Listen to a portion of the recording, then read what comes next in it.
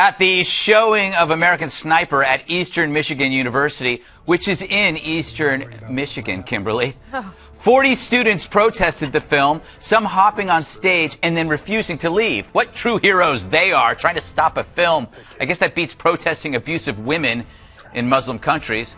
Now, I don't know if they actually saw the flick, but if they did, they would have seen that American Sniper is not a Valentine to America, but actually a pretty grim take on war.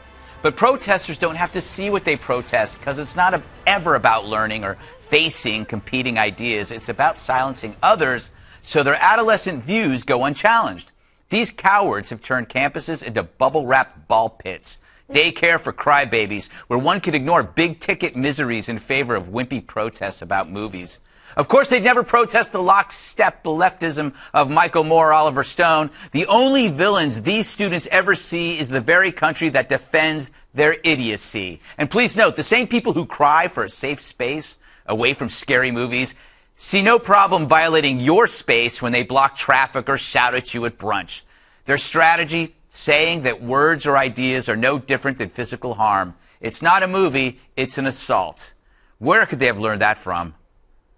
Earlier this month, the U.S. consulate in Benghazi, Libya, was attacked and burned, and Ambassador Chris Stevens and 3 other Americans were killed. That attack took place amid violent protests that broke out over an internet movie that ridiculed Islam. Well, late today, the filmmaker, Nakula Basili Nakula, was arrested in Los Angeles. Federal prosecutors say that by uploading the film on the internet, Nakula violated the terms of his probation on a previous check fraud conviction.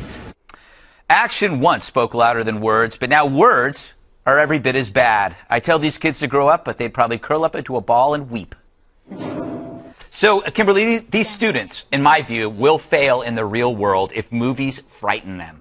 Yeah, they can't handle it. They're just not well equipped to do anything but pout and cry in the corner like little crybabies. And you see what happens when a few politically correct wannabes, malcontents, get together and try and stifle free speech at a university where you're supposed to open your mind to learning, to be able to take in another viewpoint and not to be so ignorant. Because you're right, if they had bothered to see the film instead of just automatically protesting it by virtue of its title, they would understand that it is not a celebration of America, of war, or of having to take a life. It's much more complex by that, and it shows the atrocities and the difficulties, the challenges of war, and what the individuals in it have to face. Hey, Julie, I don't have any research to back this up.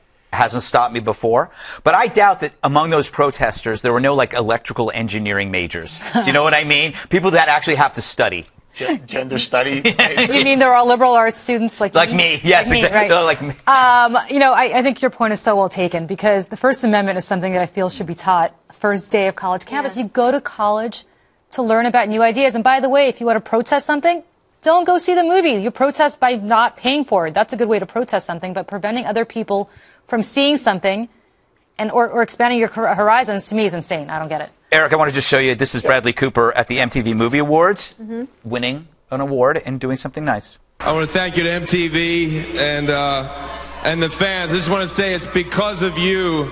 You brought awareness to the men and women and their families in the military and what they do for us on a daily basis. Chris Kyle would have turned 41 4 days ago. Chris, this is for you. That's a good thing. Great stuff. But can I just take a different perspective on those? I think the system worked. So the university was going to put the movie up, and then they said they weren't because they got backlash. They had people saying they didn't want to see the movie. The football team said, we're going to show the movie. If you won't show it, we'll show it. The university said they were going to go ahead and show it, and then they got protests. And that's kind of the way the system should work, right?